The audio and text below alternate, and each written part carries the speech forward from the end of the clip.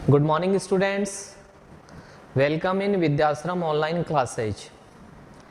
देखिएगा, आप लोग 10th का एग्जाम दे चुके हो, आपका रिजल्ट अवेटेड है। अभी आप लोगों का रिजल्ट नहीं आया, लेकिन फिर भी बहुत सारे ऐसे स्टूडेंट्स हैं जो अपने कैरियर को पहले ही सजो के रखते हैं। आगे कैरियर में उनको क्या करना है, कौन से फील्ड में जाना है, कहाँ पे जाना है, वो सब उनका पहले से प्री डिसाइडेड रहता है।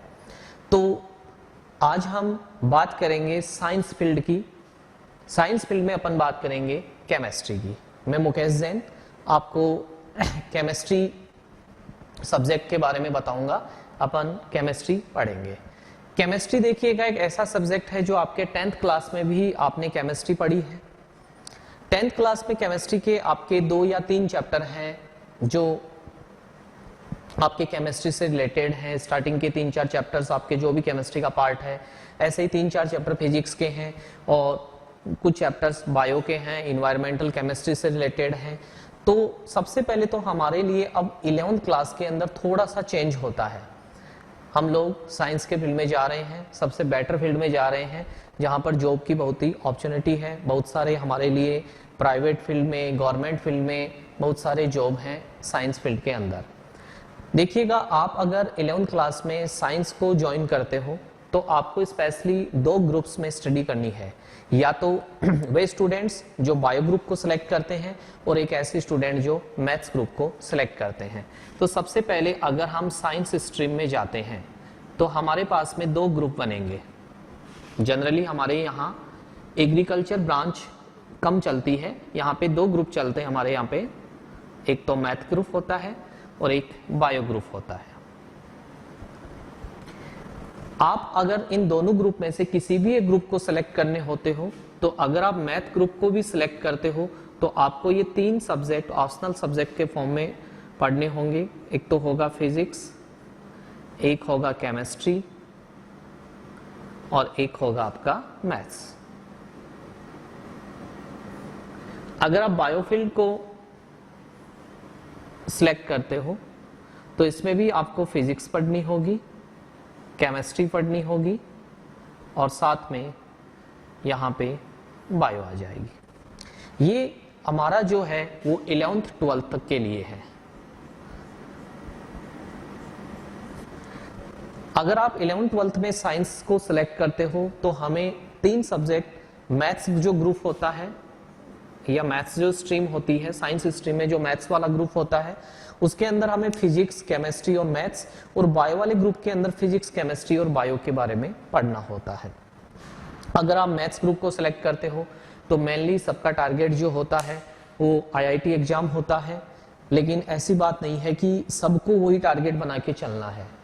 आपको एक दूसरे के पीछे नहीं जाना है, सबका टारगेट एक जैसा नहीं होना चाहिए। आपको अपने एबिलिटी को पहचानते हुए अपने बेसिस पे चलना है कि आपको इनमें से कौन सा ग्रुप सेलेक्ट करना है, किसी दूसरे को देख के नहीं। तो ये तो 11th 12th लेवल का हो गया कि अपन मैथ्स ग्रुप में फिजिक्स भी पढ़ेंगे, केमिस्ट्री पढ़ेंगे और मैथ्स पढ़ेंगे। बायो ग्रुप में अपन फिजिक्स, केमिस्ट्री और बायोलॉजी के बारे में पढ़ेंगे। बायोलॉजी में जो मेन बड़ा एग्जाम होता है, नीट का एग्जाम होता है, जिसके अंदर आप डॉक्टर के लिए प्रिपरेशन करते हो। एम्स के अंदर है भी अलग से एग्जाम लगता है। तो नीट का एग्जाम बायो के लिए होता है और मैथ्स के लिए IIT का एग्जाम बड़ा एग्जाम होता है। इनके लिए हमें बहुत ज्यादा मेहनत करनी होगी। अब देखिएगा, यहाँ अपन जानते हैं केमिस्ट्री को। तो केमिस्ट्री एक ऐसा सब्जेक्ट है जो आपको मैथ्स ग्रुप में भी पढ़ना है, बायो ग्रुप में भी पढ़ना है। अब नेक्स्ट क्या होगा कि यहाँ पे इस मैथ्स ग्रुप और बायो ग्रुप में से जो केमिस्ट्री सब्जेक्ट है वो आपको 11th 12th के अंदर तो पढ़ना ही है। लेकिन कॉलेज का जो स्ट्रीम होगा, जो कॉलेज क्लासेज होगी, आगे जाओगे, अगर कोई स्टूडेंट मान लो नीट या IIT के फील्ड में नहीं जाके आगे जाता है कॉलेज लेवल पे, तो भी वहां पे आपको बायो ग्रुप वाले को भी केमिस्ट्री पढ़नी होगी और मैथ्स ग्रुप वालों को भी केमिस्ट्री पढ़नी होगी। बायो ग्रुप वालों के BSc लेवल पे फिजिक्स सब्जेक्ट नहीं होगा। तो इट्स मीन केमिस्ट्री एक ऐसा सब्जेक्ट है जो आपको मैथ्स ग्रुप में और बायो ग्रुप में 11th 12th लेवल पे तो पढ़ना होगा ही, साथ में BSc लेवल में भी आपको केमिस्ट्री पढ़ना होगा। वहां पे फिजिक्स बायो ग्रुप वालों के BSc के अंदर फिजिक्स नहीं आता है। तो ये तो हो गए अपने सब्जेक्ट के बारे में कि अपन अगर ये सब्जेक्ट अपन को कितना लॉन्ग लेवल तक पढ़ना है, क्यों? क्योंकि अगर आप 11th-12th में साइंस को सिलेक्ट करते हो तो आपको केमिस्ट्री पढ़नी है।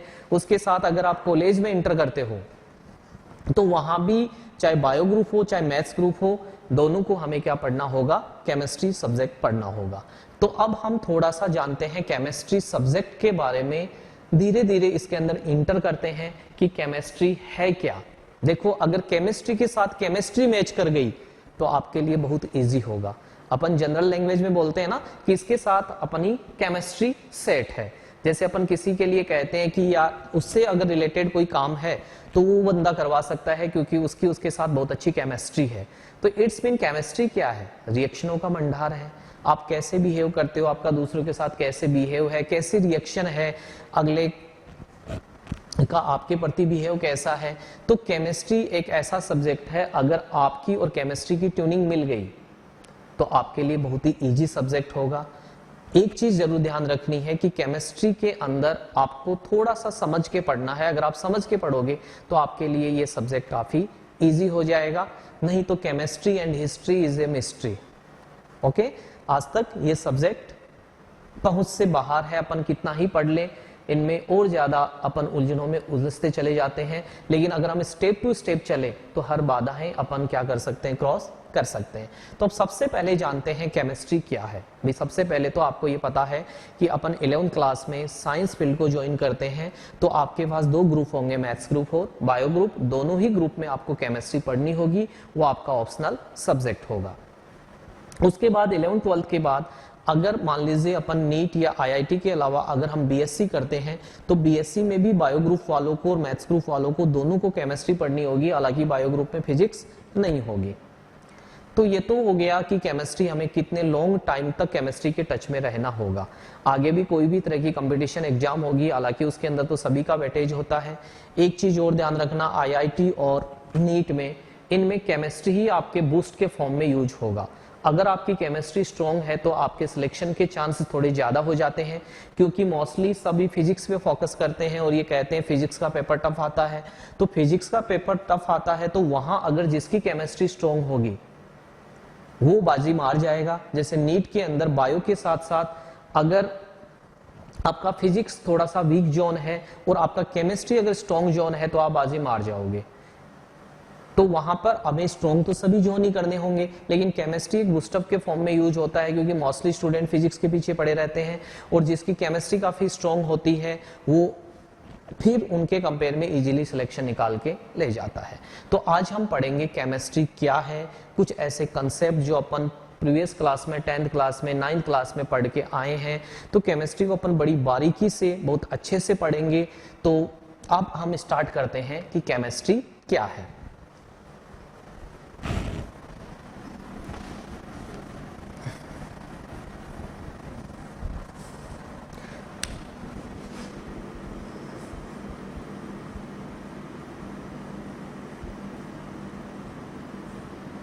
देखिएगा, केमिस्ट्री है, फिजिक्स है, ये सब की सब किसकी ब्रांच है? ये सब की सब साइंस की ब्रांचेज हैं। कि अपन साइंस फील्ड के अंदर केमिस्ट्री भी आती है, फिजिक्स भी आती है, बायोलॉजी भी आती है। ये सब की सब किस फील्ड में आती है? साइंस फील्ड में आती है। तो केमिस्ट्री साइंस की क्या ब्रांच है? अपन क्या पढ़ेंगे केमिस्ट्री के अंदर? तो देखिएगा, केमिस्ट्री एक चीज पे डिपेंड है और वो है matter.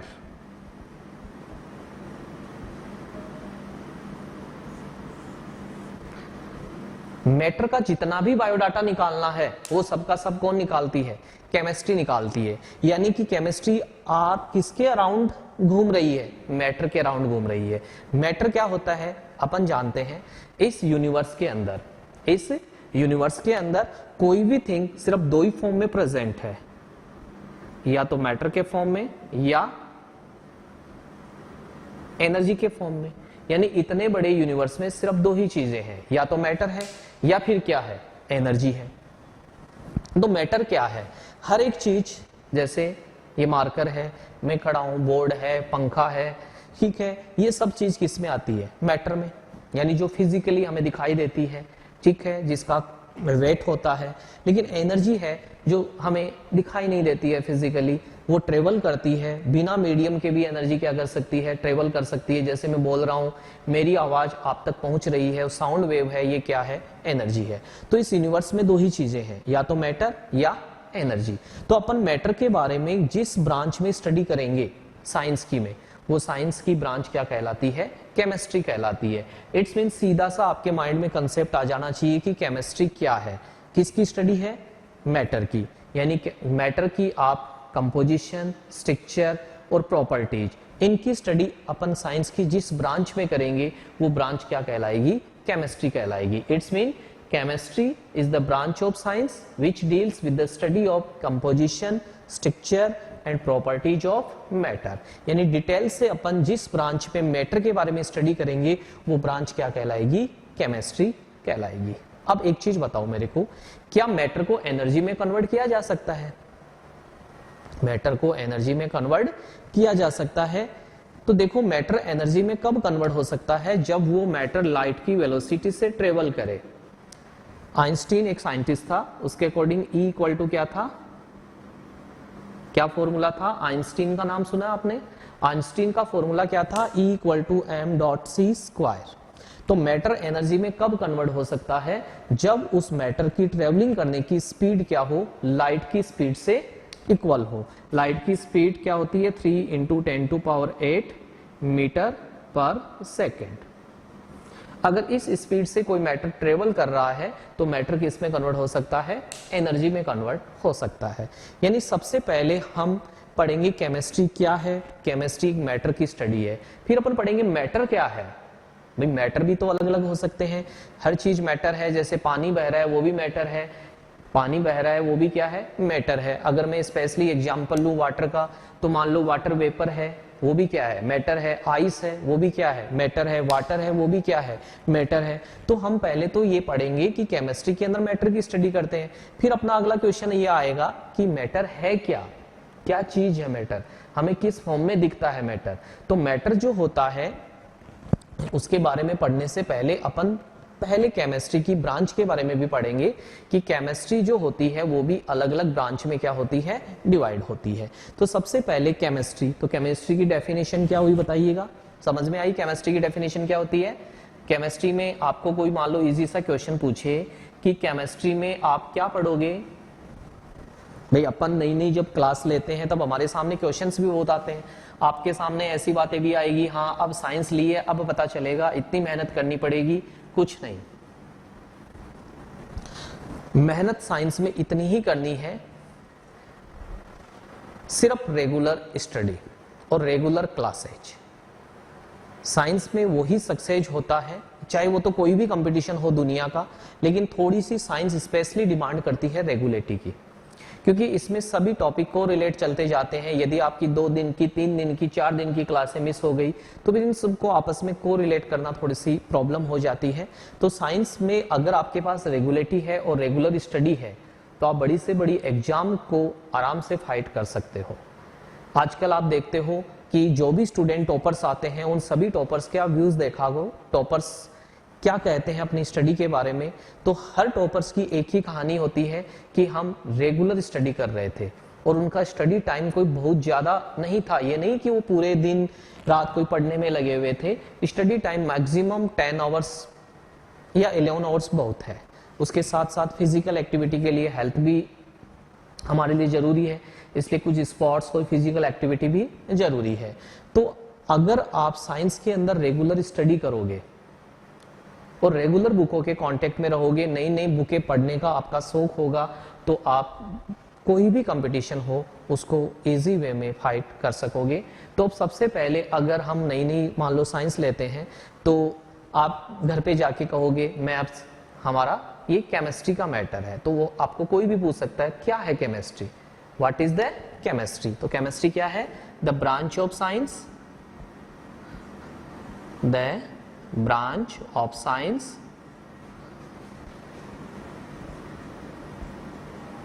which deals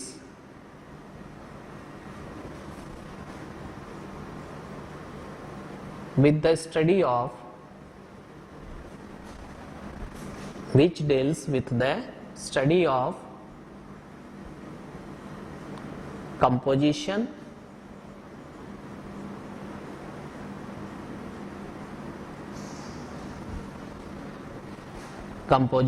structure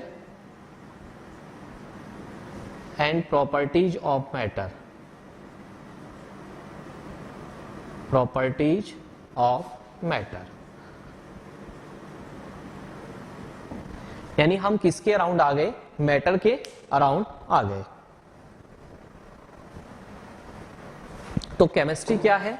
the branch of science which deals with the study of composition, structure and properties of matter. तो ये क्या होगी? केमिस्ट्री। यानी केमिस्ट्री किसके अराउंड चलेगी? मैटर के सराउंडिंग में केमिस्ट्री चलेगी। तो the branch of science, it's mean science की ब्रांच में फिजिक्स भी आती है, बायोलॉजी भी आती है, लेकिन केमिस्ट्री वो ब्रांच है जिसमें अपन किसकी, मेनली आप सीधा सा कंसेप्ट याद रखिएगा, साइंस की वो ब्रांच जिसमें अपन मैटर के बारे में डिटेल से पढ़ेंगे कि उस मैटर का कंपोजिशन क्या है, स्ट्रक्चर क्या है, प्रॉपर्टीज क्या है, वही ब्रांच क्या कहलाएगी? केमिस्ट्री। अब केमिस्ट्री भी आगे सब ब्रांच में डिवाइडेड होती है। तो केमिस्ट्री की देखो मेन अपन जो अपने 11th-12th के लेवल पे है उसमें जनरली 3 ब्रांच पढ़ते हैं अपन केमिस्ट्री की।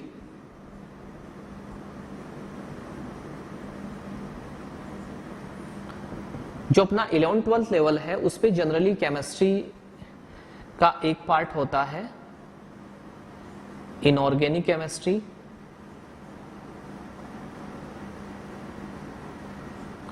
दूसरा पार्ट होगा ऑर्गेनिक केमिस्ट्री और थर्ड पार्ट होगा फिजिकल केमिस्ट्री।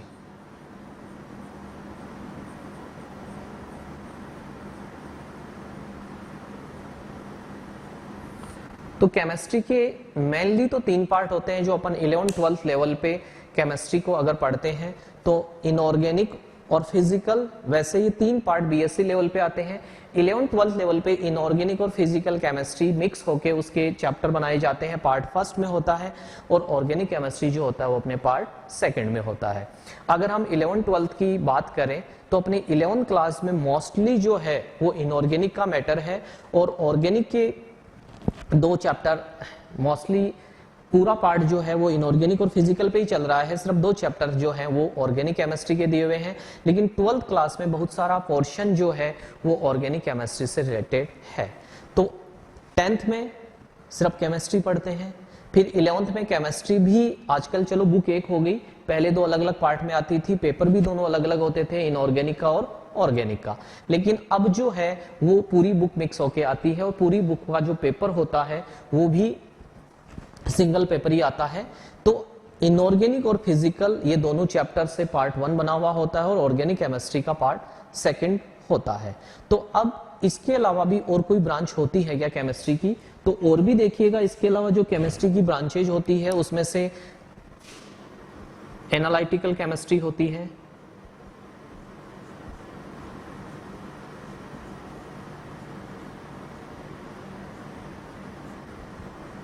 इसके अलावा बायोकेमिस्ट्री होती है,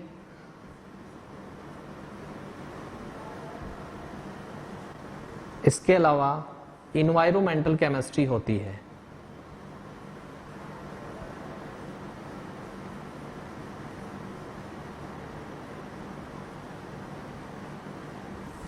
ये केमिस्ट्री के टाइप्स हैं यानी पार्ट हैं।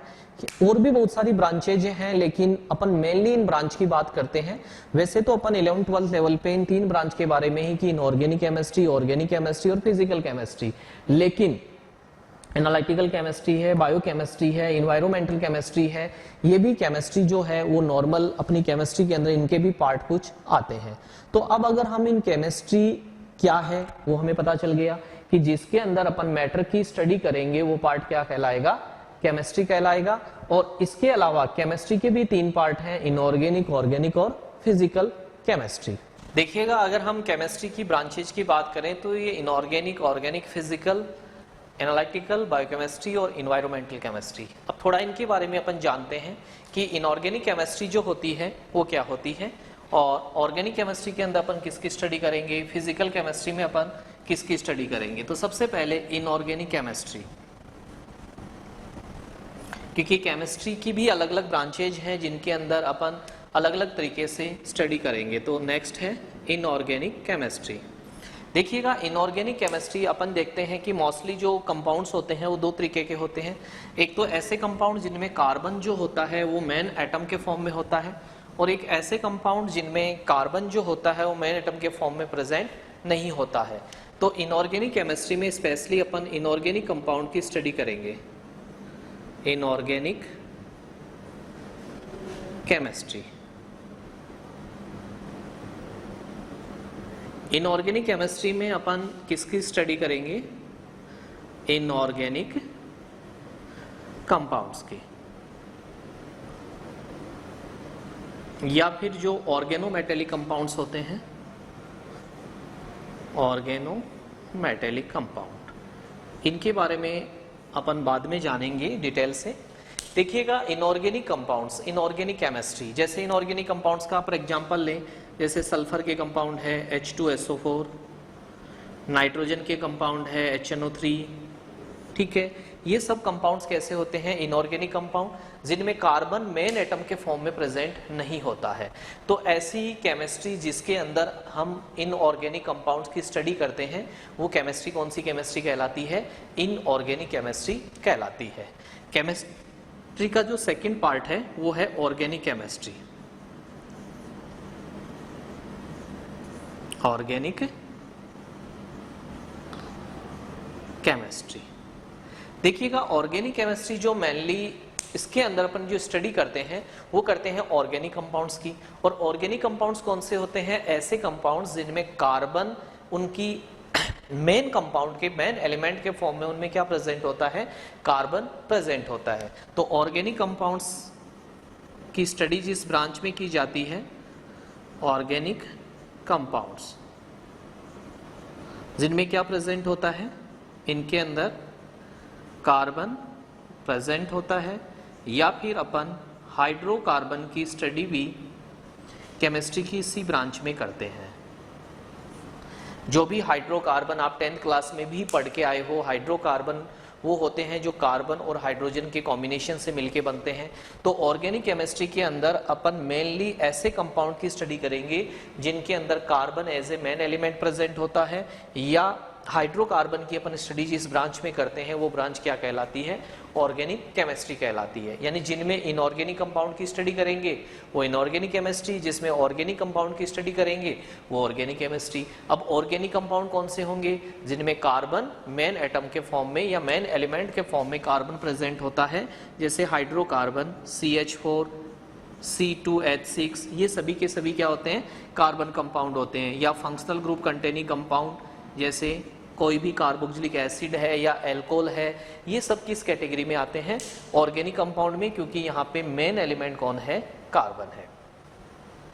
अब जो थर्ड ब्रांच है वो ब्रांच है फिजिकल केमिस्ट्री। जो केमिस्ट्री की थर्ड ब्रांच है वो कौन सी है? Physical chemistry. फिजिकल केमिस्ट्री में अपन क्या करते हैं कि केमिस्ट्री के अंदर किसी भी मैटर के कंपोजिशन की स्टडी के लिए या उसकी रिएक्शन के लिए अपन जो फिजिक्स के लॉ या टेक्निक अप्लाई करते हैं, तो वो ब्रांच क्या कहलाती है? फिजिकल केमिस्ट्री कहलाती है। तो थर्ड जो ब्रांच होगी वो कौन सी ब्रांच है? Physical chemistry.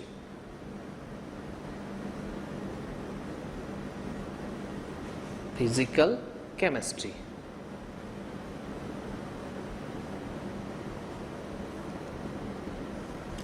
फिजिकल केमिस्ट्री के अंदर the branch of chemistry which deals with the concept and theories of physics.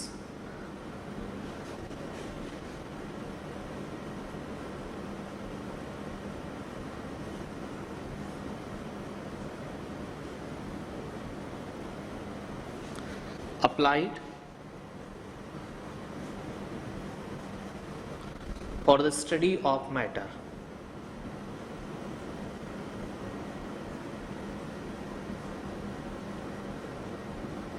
कि फिजिकल केमिस्ट्री केमिस्ट्री की वो ब्रांच होती है जिसके अंदर अपन फिजिक्स के कंसेप्ट और थ्योरी को अप्लाई करते हैं, किसके लिए? मैटर की स्टडी के लिए। वो ब्रांच क्या कहलाएगी?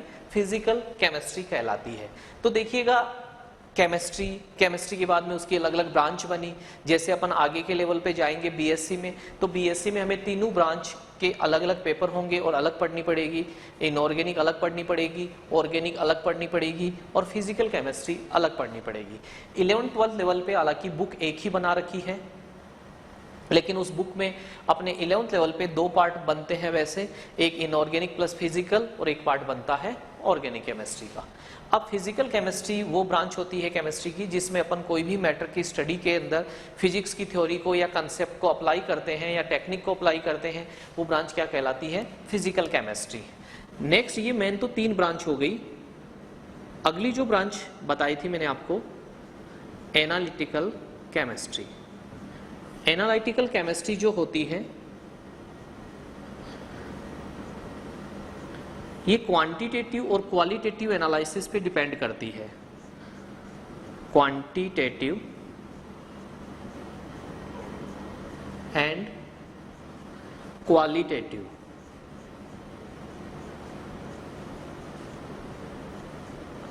Analysis of matter.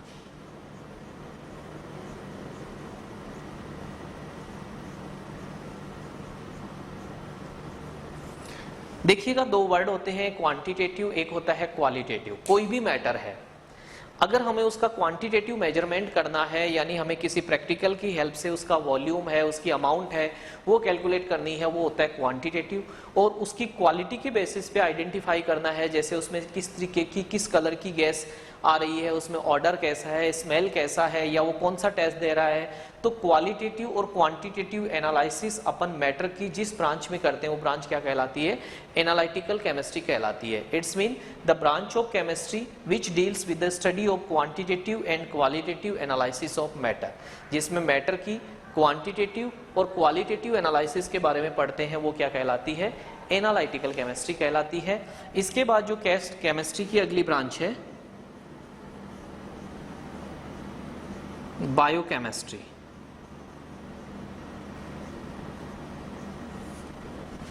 एक चीज बताइए, क्वांटिटेटिव और क्वालिटेटिव मीनिंग समझे कि नहीं समझे?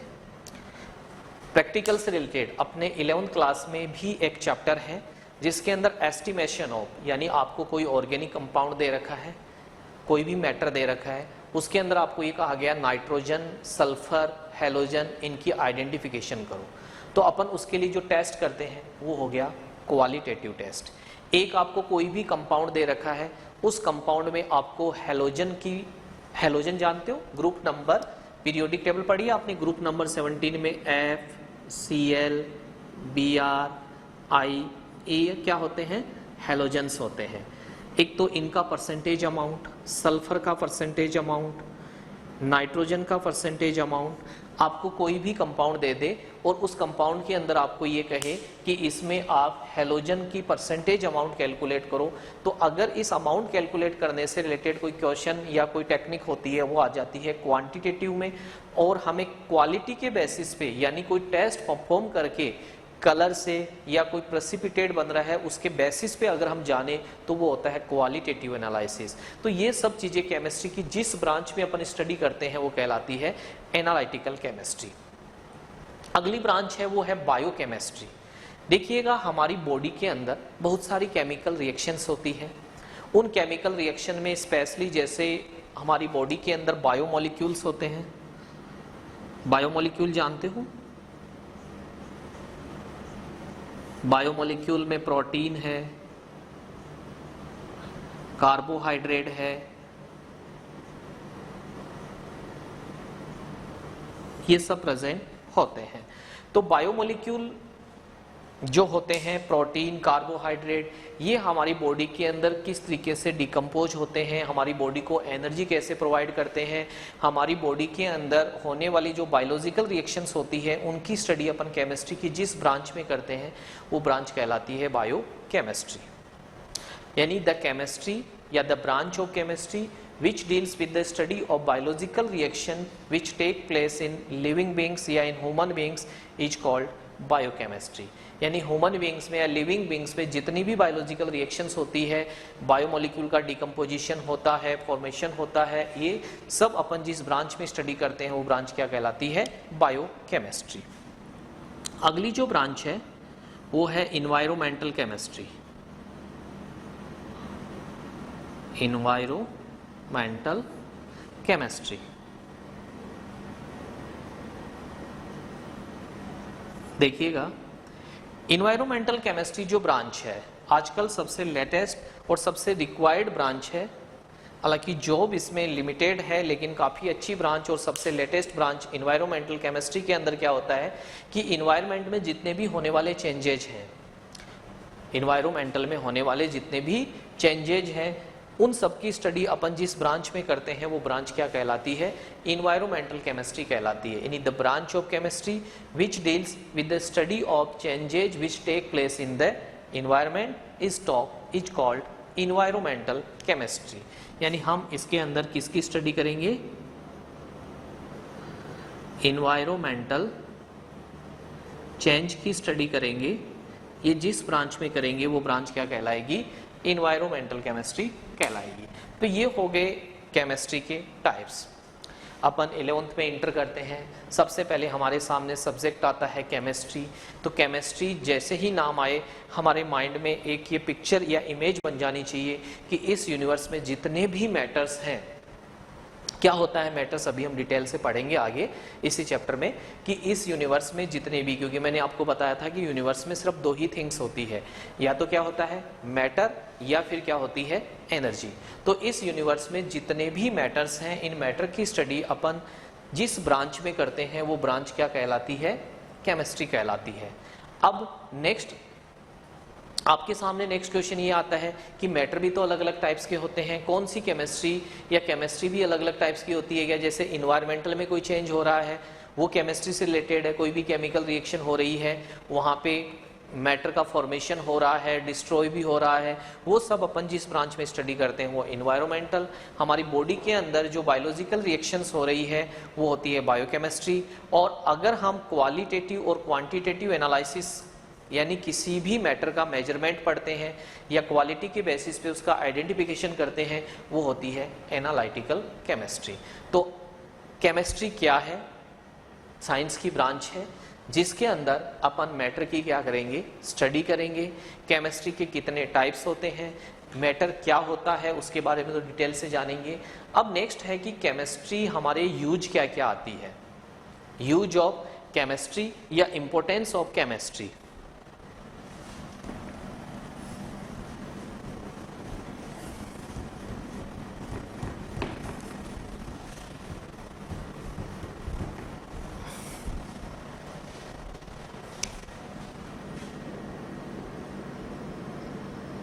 Importance of chemistry।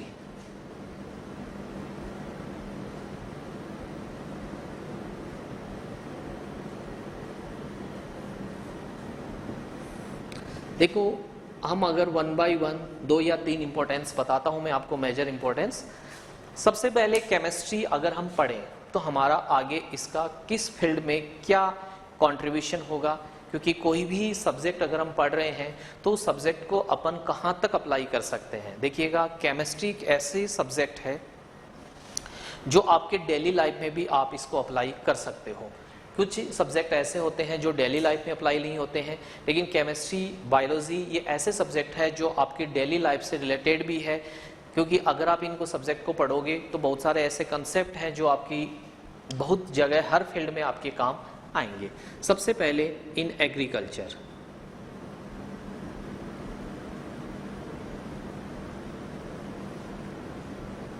क्योंकि देखिएगा इंडिया में एग्रीकल्चर है वो सबसे बड़ा ग्रामीण, अपने जो आपको पता है रूरल एरिया की पॉपुलेशन है वो मोस्टली किस पे डिपेंड है? एग्रीकल्चर पे डिपेंड है। तो केमिस्ट्री के एग्रीकल्चर में इंटर होने के बाद में बहुत सारा एक रिवोल्यूशन आया है, बहुत सारा चेंजिंग आया है एग्रीकल्चर में। क्यों? क्योंकि पहले क्या होता था कि हमें कुछ ऐसे केमिकल्स पता नहीं थे, बहुत अच्छे फर्टिलाइजर हमारे पास नहीं थे, जिसके कारण जो क्रॉप है उस पर कोई भी डिजीज हो जाती थी तो उसके कारण वो क्रॉप डिस्ट्रॉय हो जाती थी। हमें पता नहीं चलता था कि इसमें हमारी जो ज़मीन है या सरफेस है, अर्थकस्ट है, उसके अंदर कौन से मिनरल्स कितनी अमाउंट में रिक्वायरमेंट होनी चाहिए, अगर उनकी डेफिशिएंसी है तो अपन उनकी डेफिशिएंसी को कैसे पूरी कर सकते हैं। तो आपको पता है केमिस्ट्री का बहुत बड़ा रोल है एग्रीकल्चर के अंदर। केमिस्ट्री के द्वारा एग्रीकल्चर को बहुत सारे फर्टिलाइजर्स हैं, इंसेक्ट्स, बहुत सारे फर्टिलाइजर प्रोवाइड किए गए। ये फर्टिलाइजर जो होते हैं वो क्रॉप का प्रोडक्शन बढ़ाते हैं। क्यों? क्योंकि अगर हमारे जो अर्थ कस्ट है उसके अंदर कौन से मिनरल्स कितनी अमाउंट में रिक्वायरमेंट होते हैं, उसकी ज़रूरत किस अमाउंट में होनी है, कुछ माइक्रो एलिमेंट्स होते हैं, कुछ मेजर एलिमेंट्स भी होते हैं। तो फर्टिलाइजर के द्वारा एग्रीकल्चर का प्रोडक्शन काफ़ी ज़्यादा बढ़ाया जा चुका। इसके अलावा कई बार जो होता है एग्रीकल्चर में कुछ डिजीज है, वो क्रॉप के ऊपर कुछ डिजीज हो जाती है, उन डिजीज को हटाने के लिए बहुत सारे यहाँ पे केमिकल्स, जिसको अपन इंसेक्टिसाइड भी बोलते हैं, उनका यूज किया गया। तो एग्रीकल्चर में केमिस्ट्री का बहुत ही बड़ा रोल है। इसके द्वारा अपन प्रोडक्शन भी बढ़ा सकते हैं, क्वालिटी भी बढ़ा सकते हैं और कम टाइम के अंदर अपन मोर से मोर प्रोडक्शन क्या है कर सकते हैं। तो ये तो एग्रीकल्चर में केमिस्ट्री का आपको पता ही है कि डेली लाइफ में अगर आपको केमिस्ट्री का नॉलेज है तो आप उसको एग्रीकल्चर में क्या कर सकते हो, अप्लाई कर सकते हो। सेकंड जो फील्ड है वो है इन इंडस्ट्री।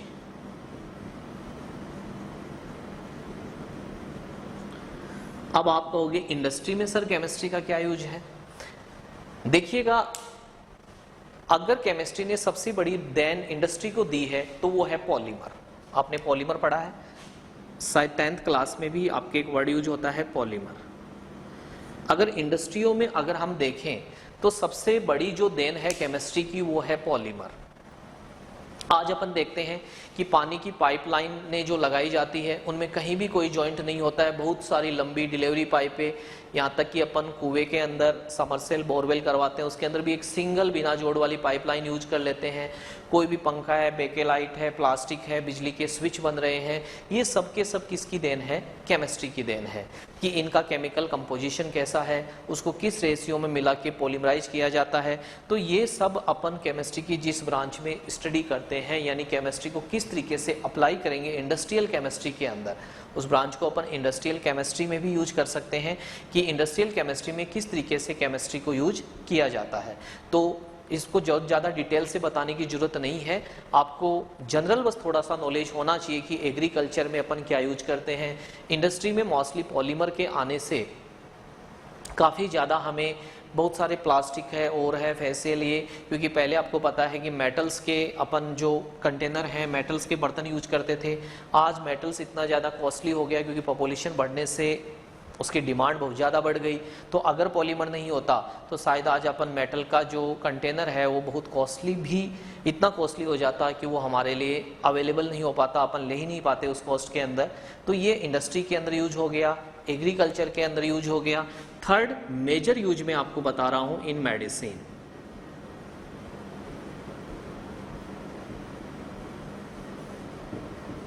आपको पता है कि मेडिसिन के अंदर केमिस्ट्री का एक बहुत ही बड़ा रोल है।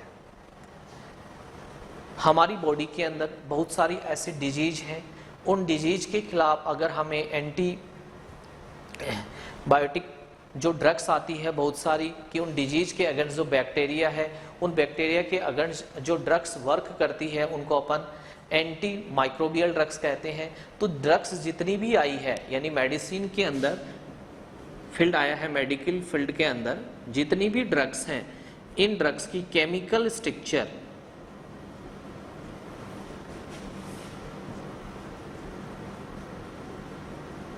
या केमिकल कंपोजिशन की स्टडी अपन किसके अंदर करते हैं? केमिस्ट्री की ब्रांच के अंदर ही करते हैं। इसके अलावा बहुत सारी कुछ टेक्निक्स है, जैसे MRI है, ठीक है, ECG है, CT स्कैन है। ये सब जो ब्रांच हैं, ये ब्रांच से ये सब टेक्निक्स किसकी देन है? ये सब की सब टेक्निक्स केमिस्ट्री की ही देन है। इसके अलावा बहुत सारे एलिमेंट्स होते हैं, जैसे आयोडीन के आइसोटोप हैं, उनका कैंसर के अंदर ट्रीटमेंट में क्या किया जाता है, यूज किया जाता है, थेरेपी में रेडियोथेरेपी है, ये सब भी किसकी देन है, केमिस्ट्री की देन है। तो मैं बहुत ज़्यादा इनको डिटेल से नहीं बता रहा हूँ, क्योंकि आपको सबको पता है, आप डेली लाइफ में पढ़ते आ रहे हो कि आजकल ऐसी ऐसी टेक्निक्स आ गई, ऐसी ऐसी MRI मशीनें आ गई, ECG मशीन आ गई, CT स्कैन आ गई, ब्लड टेस्ट आ गए, हमारे ब्लड का कंपोजिशन क्या है उसकी अपन स्टडी जिस ब्रांच में करते हैं वो मेडिसिन फील्ड में आ जाता है। बायो यानी मेडिसिन फील्ड में केमिस्ट्री का यूज क्या क्या है। ये 3 मैंने आपको मेजर फील्ड बताए हैं जिनके अंदर केमिस्ट्री का कंट्रीब्यूशन है। इसके अलावा और भी बहुत सारे फील्ड हैं, जैसे बिल्डिंग मटेरियल के अंदर सीमेंट जो है उसका केमिकल कंपोजिशन अपन जान के फिर उसके बेसिस पे अपन ने सीमेंट का फॉर्मेशन किया। बिल्डिंग मटेरियल में भी इसका बहुत सारा कंट्रीब्यूशन है। इसके अलावा वार्स में जो युद्ध होते हैं उनके अंदर भी जैसे टीयर गैस बनाई जाती है, इसके अलावा हाइड्रोजन बॉम्ब बनाए जाते हैं, ठीक है, एटॉमिक बॉम्ब होते हैं, ये सब भी इनके अंदर केमिस्ट्री का भी रोल है। तो ये 3 मेजर रोल हैं। आज के लिए अपनी क्लास के लिए इतना ही। अपन फिर नेक्स्ट क्लास में केमिस्ट्री की और यूजेज पढ़ने के बाद फिर पढ़ेंगे कि रियल में अपन केमिस्ट्री के अंदर पढ़ते हैं मैटर की स्टडी। तो मैटर है क्या, व्हाट इज द मैटर, उसके बारे में डिटेल से अपन नेक्स्ट क्लास के बारे में पढ़ेंगे। इसके लिए इतना ही, थैंक यू।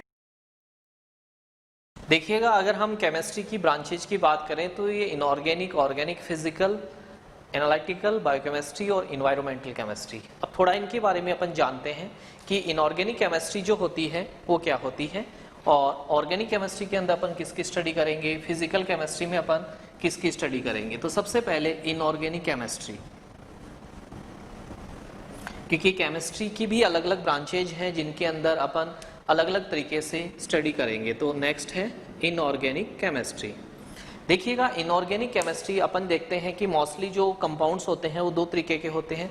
एक तो ऐसे कंपाउंड जिनमें कार्बन जो होता है वो मेन एटम के फॉर्म में होता है, और एक ऐसे कंपाउंड जिनमें कार्बन जो होता है वो मेन एटम के फॉर्म में प्रेजेंट नहीं होता है। तो इनऑर्गेनिक केमिस्ट्री में स्पेशली अपन इनऑर्गेनिक कंपाउंड की स्टडी करेंगे, inorganic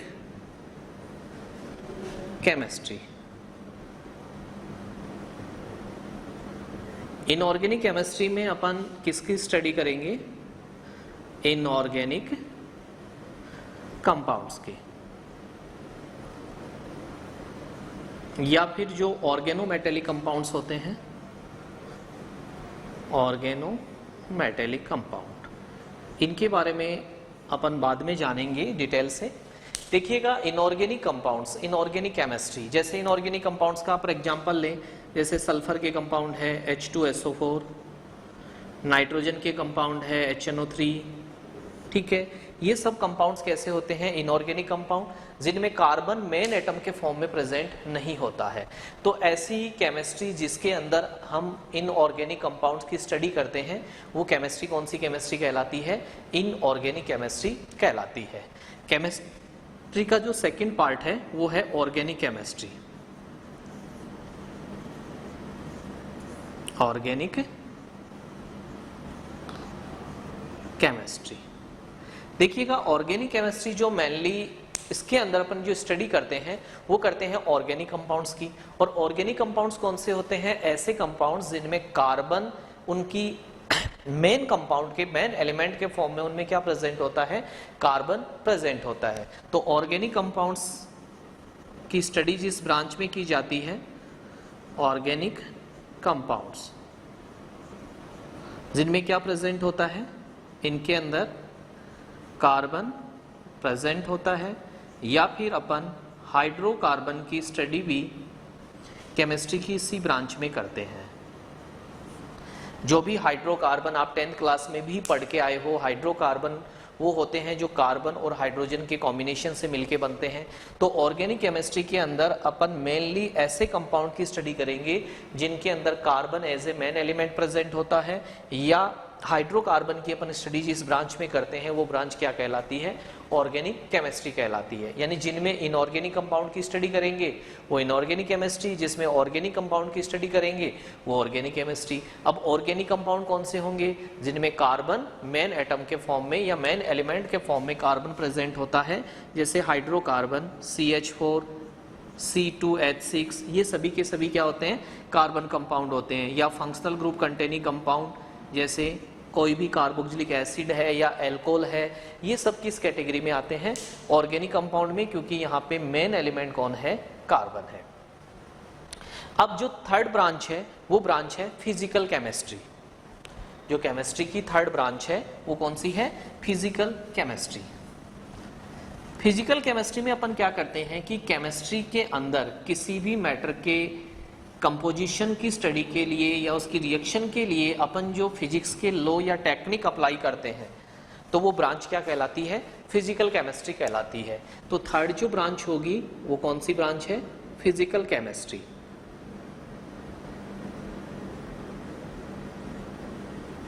physical chemistry.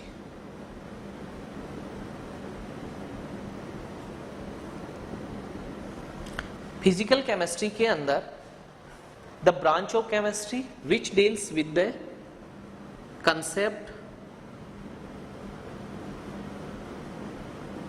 and theories of physics.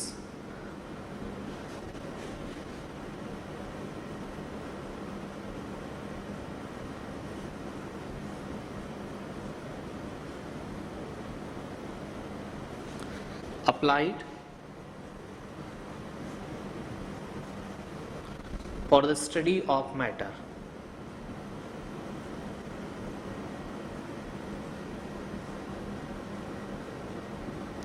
कि फिजिकल केमिस्ट्री की वो ब्रांच होती है जिसके अंदर अपन फिजिक्स की कंसेप्ट और थ्योरी को अप्लाई करते हैं, किसके लिए? मैटर की स्टडी के लिए। वो ब्रांच क्या कहलाएगी? फिजिकल केमिस्ट्री कहलाती है। तो देखिएगा केमिस्ट्री के बाद में उसकी अलग अलग ब्रांच बनी। जैसे अपन आगे के लेवल पे जाएंगे बीएससी में, तो बीएससी में हमें तीनों ब्रांच के अलग अलग पेपर होंगे और अलग पढ़नी पड़ेगी। इनऑर्गेनिक अलग पढ़नी पड़ेगी, ऑर्गेनिक अलग पढ़नी पड़ेगी और फिजिकल केमिस्ट्री अलग पढ़नी पड़ेगी। 11th-12th लेवल पे हालांकि बुक एक ही बना रखी है, लेकिन उस बुक में अपने 11th लेवल पे 2 पार्ट बनते हैं वैसे, एक इनऑर्गेनिक प्लस फिजिकल और एक पार्ट बनता है ऑर्गेनिक केमिस्ट्री का। अब फिजिकल केमिस्ट्री वो ब्रांच होती है केमिस्ट्री की जिसमें अपन कोई भी मैटर की स्टडी के अंदर फिजिक्स की थ्योरी को या कंसेप्ट को अप्लाई करते हैं या टेक्निक को अप्लाई करते हैं। वो ब्रांच क्या कहलाती है? Physical chemistry. नेक्स्ट, ये मेन तो 3 ब्रांच हो गई। अगली जो ब्रांच बताई थी मैंने आपको, एनालिटिकल केमिस्ट्री। एनालिटिकल केमिस्ट्री जो होती है ये क्वांटिटेटिव और क्वालिटेटिव एनालिसिस पे डिपेंड करती है। क्वांटिटेटिव एंड क्वालिटेटिव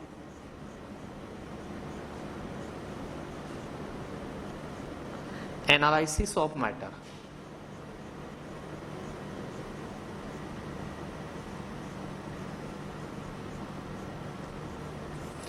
देखिएगा 2 वर्ड होते हैं, क्वांटिटेटिव, एक होता है क्वालिटेटिव। कोई भी मैटर है, अगर हमें उसका क्वांटिटेटिव मेजरमेंट करना है, यानी हमें किसी प्रैक्टिकल की हेल्प से उसका वॉल्यूम है, उसकी अमाउंट है, वो कैलकुलेट करनी है, वो होता है क्वांटिटेटिव।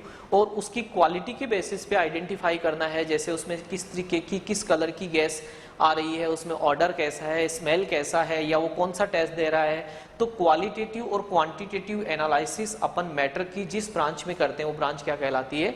एनालिटिकल केमिस्ट्री कहलाती है। It's mean the branch of chemistry which deals with the study of quantitative and qualitative analysis of matter, जिसमें मैटर की क्वांटिटेटिव और क्वालिटेटिव एनालिसिस के बारे में पढ़ते हैं, वो क्या कहलाती है?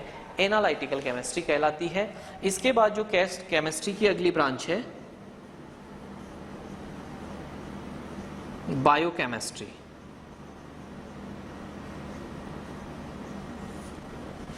एक चीज बताइए, क्वांटिटेटिव और क्वालिटेटिव मीनिंग समझे कि नहीं समझे? प्रैक्टिकल से रिलेटेड अपने 11th क्लास में भी एक चैप्टर है जिसके अंदर एस्टिमेशन ऑफ, यानी आपको कोई ऑर्गेनिक कंपाउंड दे रखा है, कोई भी मैटर दे रखा है, उसके अंदर आपको ये कहा गया नाइट्रोजन, सल्फर, हैलोजन, इनकी आइडेंटिफिकेशन करो। तो अपन उसके लिए जो टेस्ट करते हैं वो हो गया क्वालिटेटिव टेस्ट। एक आपको कोई भी कंपाउंड दे रखा है, उस कंपाउंड में आपको हैलोजन जानते हो, ग्रुप नंबर, पीरियोडिक टेबल पढ़ी है आपने, ग्रुप नंबर 17 में FCl, Br, I, ये क्या होते हैं, हैलोजेंस होते हैं। एक तो इनका परसेंटेज अमाउंट, सल्फर का परसेंटेज अमाउंट, नाइट्रोजन का परसेंटेज अमाउंट, आपको कोई भी कंपाउंड दे दे और उस कंपाउंड के अंदर आपको ये कहे कि इसमें आप हैलोजन की परसेंटेज अमाउंट कैलकुलेट करो, तो अगर इस अमाउंट कैलकुलेट करने से रिलेटेड कोई क्वेश्चन या कोई टेक्निक होती है वो आ जाती है क्वांटिटेटिव में, और हमें क्वालिटी के बेसिस पे यानी कोई टेस्ट परफॉर्म करके कलर से या कोई प्रेसिपिटेट बन रहा है उसके बेसिस पे अगर हम जाने तो वो होता है क्वालिटेटिव एनालिसिस। तो ये सब चीजें केमिस्ट्री की जिस ब्रांच में अपन स्टडी करते हैं वो कहलाती है एनालिटिकल केमिस्ट्री। अगली ब्रांच है वो है बायोकेमिस्ट्री। देखिएगा हमारी बॉडी के अंदर बहुत सारी केमिकल रिएक्शंस होती हैं, उन केमिकल रिएक्शन में स्पेशली जैसे हमारी बॉडी के अंदर बायोमोलिक्यूल्स होते हैं। बायोमोलिक्यूल जानते हो, बायोमोलिक्यूल में प्रोटीन है, कार्बोहाइड्रेट है, ये सब प्रेजेंट होते हैं।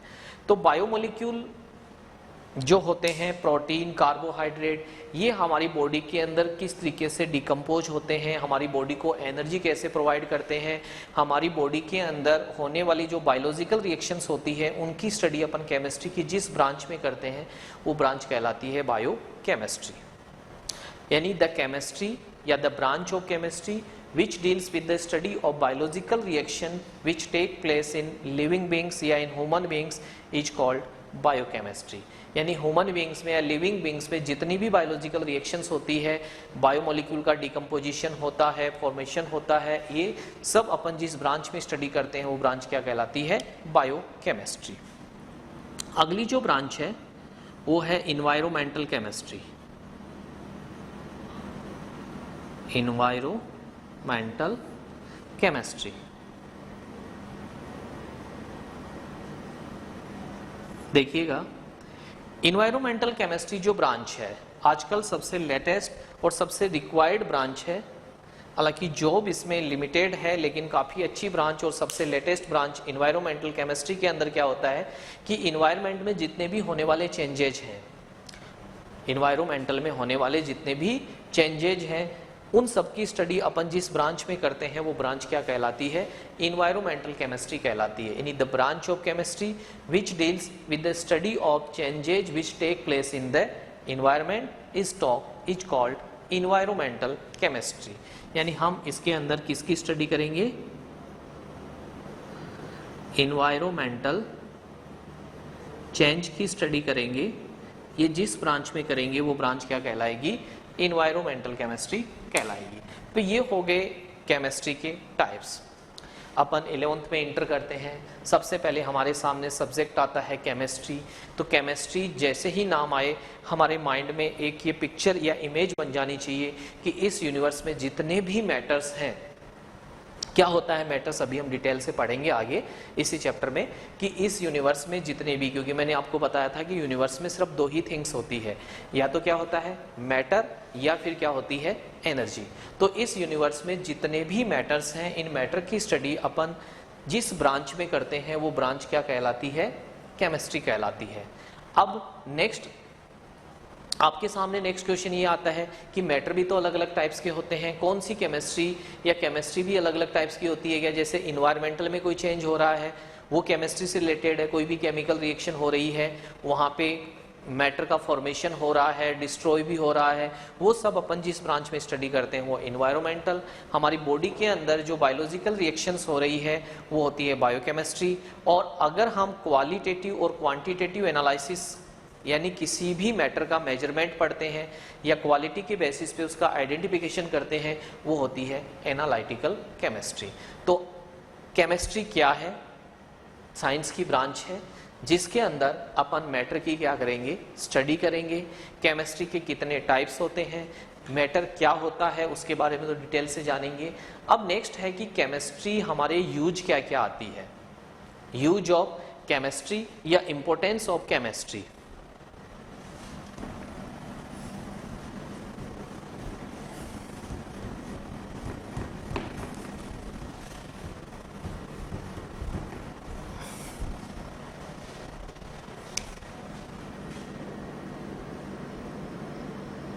Importance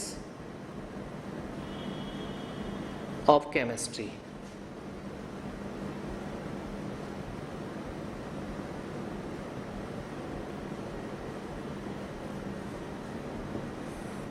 देखो हम अगर वन बाय वन 2 या 3 इंपॉर्टेंस बताता हूं मैं आपको, मेजर इंपॉर्टेंस।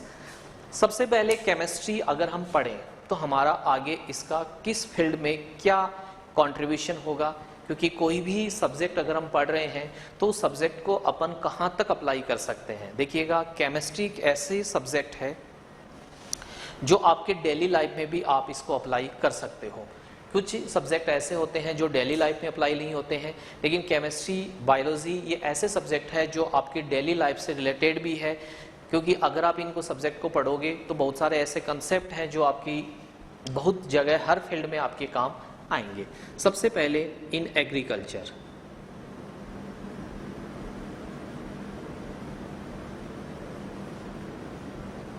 क्योंकि देखिएगा इंडिया में एग्रीकल्चर है वो सबसे बड़ा ग्रामीण, अपने जो आपको पता है रूरल एरिया की पॉपुलेशन है वो मोस्टली किस पे डिपेंड है, एग्रीकल्चर पे डिपेंड है। तो केमिस्ट्री के एग्रीकल्चर में इंटर होने के बाद में बहुत सारा एक रिवोल्यूशन आया है, बहुत सारा चेंजिंग आया है एग्रीकल्चर में। क्यों? क्योंकि पहले क्या होता था कि हमें कुछ ऐसे केमिकल्स पता नहीं थे, बहुत अच्छे फर्टिलाइजर हमारे पास नहीं थे, जिसके कारण जो क्रॉप है उस पर कोई भी डिजीज हो जाती थी तो उसके कारण वो क्रॉप डिस्ट्रॉय हो जाती थी। हमें पता नहीं चलता था कि इसमें हमारी जो ज़मीन है या सरफेस है, अर्थकस्ट है, उसके अंदर कौन से मिनरल्स कितनी अमाउंट में रिक्वायरमेंट होनी चाहिए, अगर उनकी डेफिशिएंसी है तो अपन उनकी डेफिशिएंसी को कैसे पूरी कर सकते हैं। तो आपको पता है केमिस्ट्री का बहुत बड़ा रोल है एग्रीकल्चर के अंदर। केमिस्ट्री के द्वारा एग्रीकल्चर को बहुत सारे फर्टिलाइजर्स हैं, इंसेक्ट्स, बहुत सारे फर्टिलाइजर प्रोवाइड किए गए। ये फर्टिलाइजर जो होते हैं वो क्रॉप का प्रोडक्शन बढ़ाते हैं। क्यों? क्योंकि अगर हमारे जो अर्थकस्ट है उसके अंदर कौन से मिनरल्स कितनी अमाउंट में रिक्वायरमेंट होते हैं, उसकी ज़रूरत किस अमाउंट में होनी है, कुछ माइक्रो एलिमेंट्स होते हैं, कुछ मेजर एलिमेंट्स भी होते हैं। तो फर्टिलाइजर के द्वारा एग्रीकल्चर का प्रोडक्शन काफ़ी ज़्यादा बढ़ाया जा चुका। इसके अलावा कई बार जो होता है एग्रीकल्चर में कुछ डिजीज है, वो क्रॉप के ऊपर कुछ डिजीज हो जाती है, उन डिजीज को हटाने के लिए बहुत सारे यहाँ पे केमिकल्स, जिसको अपन इंसेक्टिसाइड भी बोलते हैं, उनका यूज किया गया। तो एग्रीकल्चर में केमिस्ट्री का बहुत ही बड़ा रोल है। इसके द्वारा अपन प्रोडक्शन भी बढ़ा सकते हैं, क्वालिटी भी बढ़ा सकते हैं और कम टाइम के अंदर अपन मोर से मोर प्रोडक्शन क्या है कर सकते हैं। तो ये तो एग्रीकल्चर में केमिस्ट्री का आपको पता ही है कि डेली लाइफ में अगर आपको केमिस्ट्री का नॉलेज है तो आप उसको एग्रीकल्चर में क्या कर सकते हो, अप्लाई कर सकते हो। सेकंड जो फील्ड है वो है इन इंडस्ट्री।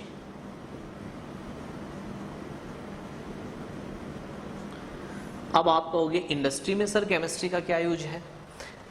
देखिएगा अगर केमिस्ट्री ने सबसे बड़ी देन इंडस्ट्री को दी है तो वो है पॉलीमर। आपने पॉलीमर पढ़ा है शायद 10th क्लास में भी, आपके एक वर्ड यूज होता है पॉलीमर। अगर इंडस्ट्रियों में अगर हम देखें तो सबसे बड़ी जो देन है केमिस्ट्री की वो है पॉलीमर। आज अपन देखते हैं कि पानी की पाइपलाइन ने जो लगाई जाती है उनमें कहीं भी कोई जॉइंट नहीं होता है, बहुत सारी लंबी डिलीवरी पाइपें, यहाँ तक कि अपन कुएं के अंदर समरसेल बोरवेल करवाते हैं उसके अंदर भी एक सिंगल बिना जोड़ वाली पाइपलाइन यूज कर लेते हैं। कोई भी पंखा है, बेकेलाइट है, प्लास्टिक है, बिजली के स्विच बन रहे हैं, ये सब के सब किसकी देन है, केमिस्ट्री की देन है कि इनका केमिकल कंपोजिशन कैसा है, उसको किस रेशियो में मिला के पॉलीमराइज किया जाता है। तो ये सब अपन केमिस्ट्री की जिस ब्रांच में स्टडी करते हैं, यानी केमिस्ट्री को किस तरीके से अप्लाई करेंगे इंडस्ट्रियल केमिस्ट्री के अंदर, उस ब्रांच को अपन इंडस्ट्रियल केमिस्ट्री में भी यूज कर सकते हैं कि इंडस्ट्रियल केमिस्ट्री में किस तरीके से केमिस्ट्री को यूज किया जाता है। तो इसको ज़्यादा डिटेल से बताने की जरूरत नहीं है, आपको जनरल बस थोड़ा सा नॉलेज होना चाहिए कि एग्रीकल्चर में अपन क्या यूज करते हैं। इंडस्ट्री में मोस्टली पॉलीमर के आने से काफ़ी ज़्यादा हमें बहुत सारे प्लास्टिक है और है वैसे लिए, क्योंकि पहले आपको पता है कि मेटल्स के अपन जो कंटेनर हैं, मेटल्स के बर्तन यूज करते थे। आज मेटल्स इतना ज़्यादा कॉस्टली हो गया क्योंकि पॉपुलेशन बढ़ने से उसकी डिमांड बहुत ज़्यादा बढ़ गई। तो अगर पॉलीमर नहीं होता तो शायद आज अपन मेटल का जो कंटेनर है वो बहुत कॉस्टली भी, इतना कॉस्टली हो जाता कि वो हमारे लिए अवेलेबल नहीं हो पाता, अपन ले ही नहीं पाते उस कॉस्ट के अंदर। तो ये इंडस्ट्री के अंदर यूज हो गया, एग्रीकल्चर के अंदर यूज हो गया। थर्ड मेजर यूज में आपको बता रहा हूं इन मेडिसिन।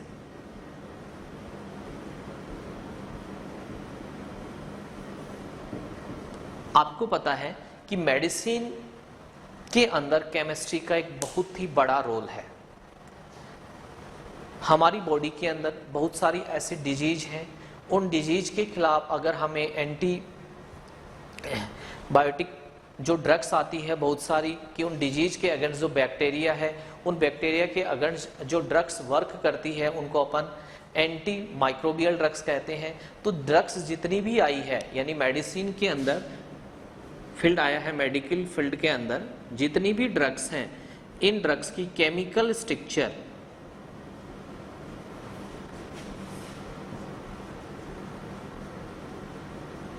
या केमिकल कंपोजिशन की स्टडी अपन किसके अंदर करते हैं, केमिस्ट्री की ब्रांच के अंदर ही करते हैं।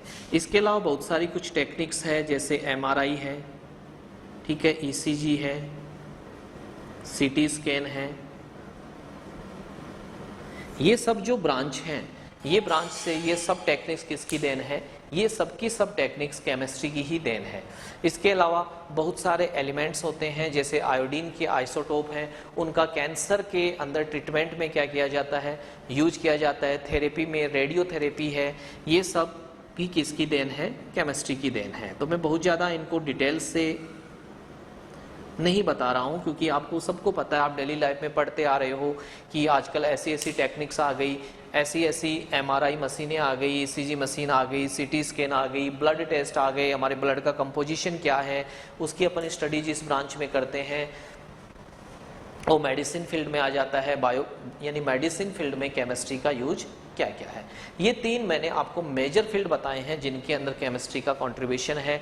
इसके अलावा और भी बहुत सारे फील्ड हैं, जैसे बिल्डिंग मटेरियल के अंदर सीमेंट जो है उसका केमिकल कंपोजिशन अपन जान के फिर उसके बेसिस पे अपन ने सीमेंट का फॉर्मेशन किया। बिल्डिंग मटेरियल में भी इसका बहुत सारा कंट्रीब्यूशन है। इसके अलावा वार्स में जो युद्ध होते हैं उनके अंदर भी जैसे टीयर गैस बनाई जाती है, इसके अलावा हाइड्रोजन बॉम्ब बनाए जाते हैं, ठीक है, एटॉमिक बॉम्ब होते हैं, ये सब भी इनके अंदर केमिस्ट्री का भी रोल है। तो ये तीन मेजर रोल हैं। आज के लिए अपनी क्लास के लिए इतना ही। अपन फिर नेक्स्ट क्लास में केमिस्ट्री की और यूजेज पढ़ने के बाद फिर पढ़ेंगे कि रियल में अपन केमिस्ट्री के अंदर पढ़ते हैं मैटर की स्टडी। तो मैटर है क्या, व्हाट इज द मैटर, उसके बारे में डिटेल से अपन नेक्स्ट क्लास के बारे में पढ़ेंगे। इसके लिए इतना ही। Thank you.